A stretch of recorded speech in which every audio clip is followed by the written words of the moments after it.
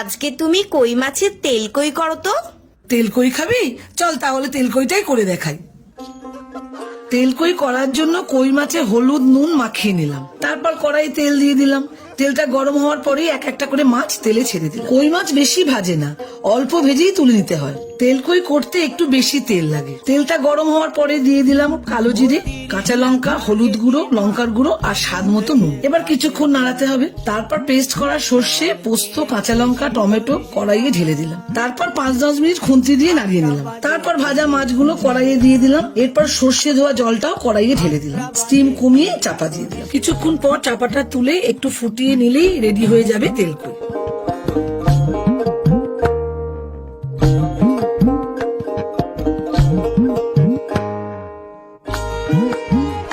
গরম গরম ভাতের সাথে তেল কই উপভোগ করুন। এনে তেল কই করেছি, দেখ তো খেয়ে কেমন হয়েছে। মতো গরু পাহাড়ে, কালো দিঘির কালো জলে, রূপের বাহারে, রূপের বাহারে। পুরো ফাটাফাটি।